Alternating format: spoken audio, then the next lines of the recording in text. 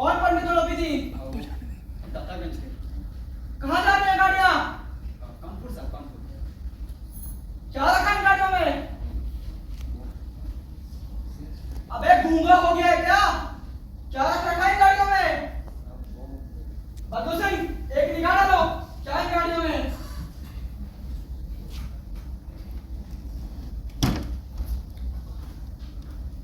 जनाब, पूरी गाड़ियां तो नमक से लदी हुई है।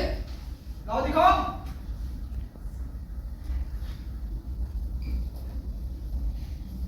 नमक की तस्करी करता है। जा अपने मालिक को बुला ला।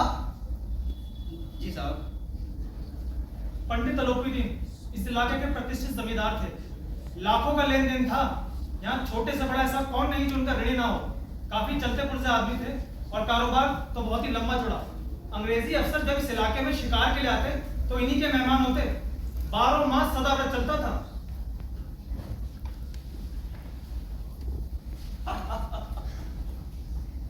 अरे तुम खामोखा परेशान होते हो। इस संसार में तुम सबसे बड़ी बात कोई चीज है वो है लक्ष्मी। अरे मैं समझता हूँ स्वर्ग में भी अगर किसी का राज्य है तो केवल लक्ष्मी का। अरे तुमने देखा नहीं है, न्याय और नीति लक्ष्मी के आगे सब खिलौने हैं। वह इन्हें जैसे चाहे नचा सकती है। तुम घबराओ नहीं, दरोगा जी से मैं बात करता हूँ। अरे बाबूजी, आशीर्वाद। बाबूजी, ऐसी क्या खता हुई जो आपने गाड़ियां रोक दी? अरे आपकी तो हम ब्राह्मणों पर कृपा दृष्टि बनी रहनी चाहिए। सरकारी हुक्म है। भाई हम किसी सरकार को नहीं जानते और ना ही जानते किसी सरकारी हुक्म को। हमारी सरकार तो आप ही हैं। अब देखिए ना, आपने व्यर्थ ही कष्ट उठाया यहाँ पर आकर। मैं खुद ही आपके द्वार पर आ रहा था। अब ऐसा हो सकता है कि इस घाट से गुजरे और घाट के देवता को भेंट न चढ़ाए।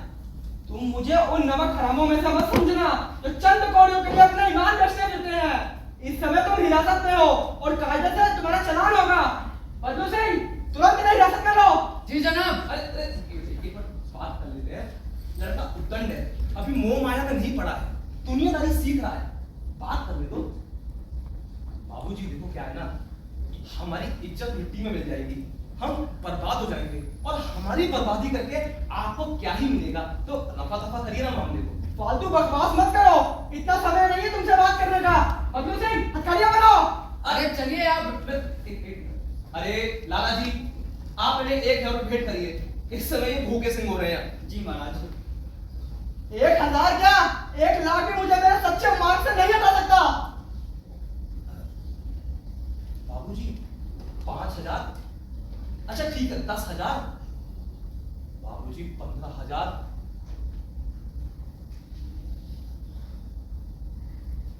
ठीक है, इससे आगे मेरा साहस ही नहीं है। आगे आपको जो अधिकार था। बद्दू सिंह, हथकड़ियां बनाओ, तुरंत लेके चलो। जनाब, मैं एक बात करना चाहता हूँ। बाबूजी देखो, मुझ पर दया करो। मैं आप जैसा ही मैं भी व्यापारी हूँ। मैं 25,000 में निपटारा करने को तैयार हूँ। असंभव है। मुझे 30,000 में। बिल्कुल भी संभव नहीं। 40,000 में। अरे 40,000 क्या, 40 लाख में भी संभव नहीं है। बद्दू सिंह, आखिरी आदेश है, इन्हें हिरासत में लो। चलिए आप। जहां धन के आगे बड़े से बड़ा राजा रंक बन जाता था, वो धन धर्म के आगे हार गया। असंभव है, ये बिल्कुल असंभव है।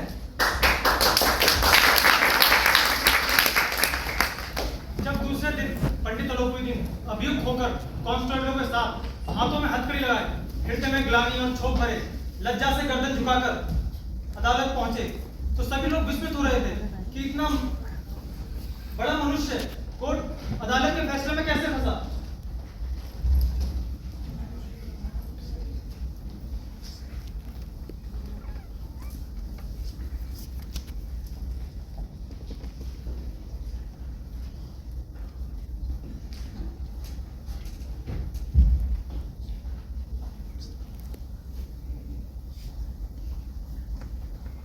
Order order order. अदालत की कार्रवाई शुरू की जाए। जज साहब, मेरे मुवक्किल ने पंडित अलोपीदीन को नमक की कालाबाजारी करते हुए पकड़ा है। ये रजिस्ट्री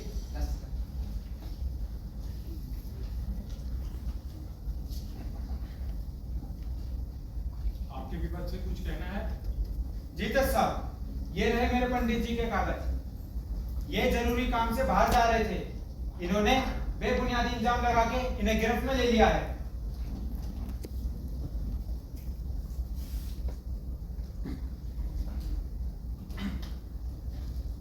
तमाम सबूतों को मद्देनजर रखते हुए मुकदमे इस नतीजे पर पहुंचे कि पंडित आलोपीदीन के विरुद्ध दिए गए प्रमाण निर्मल और भ्रमात्मक है। यह एक बहुत बड़े भारी आदमी है। यह बात कल्पना के बाहर है कि छोटे से लाभ के लिए इन्होंने ऐसे दुस्साहस किया। यादविक नमक के दरोगा मुंशी वसिंधर जी को अधिक दोष नहीं है। बड़े खेद की बात यह है कि इनकी उड़नता और विचारहीनता के कारण भले मानुष को कष्ट सहना पड़ रहा है। मैं बहुत प्रसन्न हूं कि इन्होंने अपने काम को लेकर सज्जन और सचेत से किया। भविष्य में इन्हें होशियार रहना चाहिए।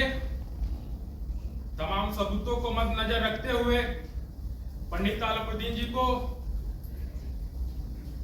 बेकसूर साबित होते हैं और दरोगा जी को 7 दिन के लिए निलंबित किया जाता है।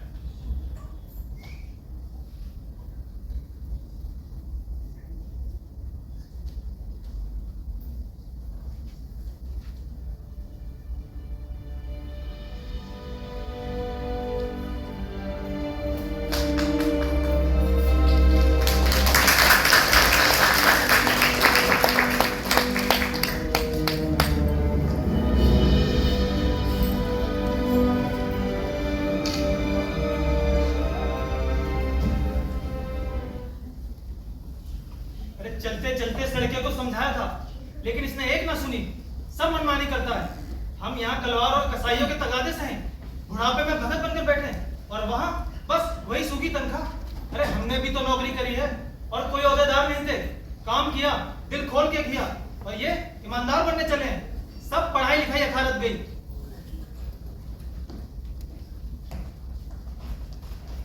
अरे क्या करूं, तुम्हारा सर फोड़ दूं या अपना सर फोड़ लूं? तू तो कहता था कि हमें तीर्थ कराएगा, दुनिया भर घुमाएगा।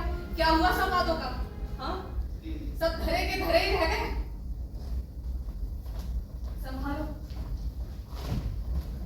सुनो मेरी बात। नहीं, रहने दो। मेरे सारे सपनों पर तुमने पानी फेर दिया।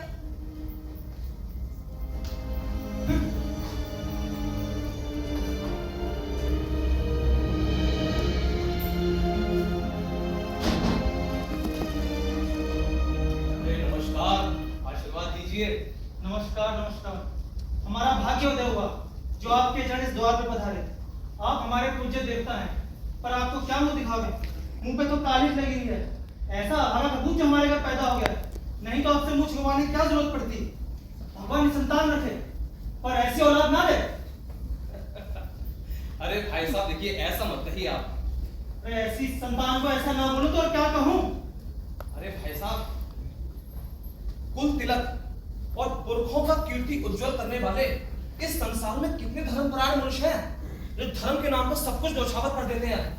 अरे आप बहुत फक्र अपने आप को महसूस करेंगे कि आपका अगर ऐसा पुत्र है तो धर्म के लिए अपना सब कुछ न्यौछावर कर चुका है। परेशान मत होइए, सर जो भी किया तो धर्म के लिए किया। हम मुझे आज्ञा दीजिए, मैं जरा वंशी से बात कर लूं। अरे वंशी जी, आशीर्वाद। भाई उस रात तो आपने मुझे हिरासत में ले लिया था अपना बल और अधिकार दिखाते हुए, पर आज देखिए ना, मैं खुद ही आपकी हिरासत में आ गया हूं। दरोगा जी, मैंने वैसे बहुत बड़े से बड़े अमीर देखे, रईस देखे, हाँ बड़े से बड़े अधिकारी से मैंने कोई ऐसा काम नहीं जो ना करवाया हो, पर असल मायने में मुझे अगर किसी ने परास्त किया है केवल आपने। अब मैं आपसे विनती करता हूं कि आपसे मैं कुछ प्रार्थना करने आया और मना ना करें। पंडित जी, ये आपकी उदारता है। मेरे से जो भी अविन्याय हुई उसके लिए मैं क्षमा चाहता हूँ। दरोगा जी, आप क्षमा मांगकर मुझे शर्मिंदा कर रहे हैं। आपने जो भी कार्य किया अपने धर्म के लिए किया। अब मेरी आपसे प्रार्थना है कि नदी तट पर तो आपने मेरी प्रार्थना नहीं सुनी थी, बट आज मेरी आपको विनती सुननी होगी। पंडित जी, मैं किस योग्य हूँ? मुझसे कोई त्रुटि ना हो जाए। देखिए, मुझे तो इस कार्य के लिए एक अयोग्य मनुष्य की ही जरूरत है। अब आप इन दस्तावेज पर अपने हस्ताक्षर कर दीजिए। कैसे दस्तावेज है ये? दरोगा जी, मैं अपनी तमाम संपत्ति का आपको मैनेजर नियुक्त करता हूं। आपके लिए घोड़ा गाड़ी, बंगला और तो और नौकर चाकर मुफ्त होंगे इस कार्य के लिए। पंडित जी, मैं इसके योग्य नहीं हूँ। ना ही मेरे में कोई कार्यकुशलता है, ना ही मुझमें इतनी समझ है। कृपया मुझे माफ कीजिए। दरोगा जी, आप इन दस्तावेजों को ठुकराइए नहीं। मैं आपको बता दूं, इस कार्य के लिए ना मुझे किसी विद्वता की चाह है, ना कार्यकुशलता की, ना अनुभव की और ना किसी खास मुझे परिचय की आवश्यकता है। बस किस्मत से एक मोती है आप, जो मेरे सामने आज खड़े हैं और मैं इस मोती को खोना नहीं चाहता। बस परमात्मा से इतनी विनती है कि आप जैसा धर्मनिष्ठ दरोगा हमेशा नदी के किनारे खड़े रहकर अपनी ड्यूटी करता रहे। अब आप इस पर हस्ताक्षर कर दीजिए और आप मेरे साथ मिलकर अपना कार्य करिए। बहुत अच्छे, कल नहीं मिलेंगे? जी पंडित।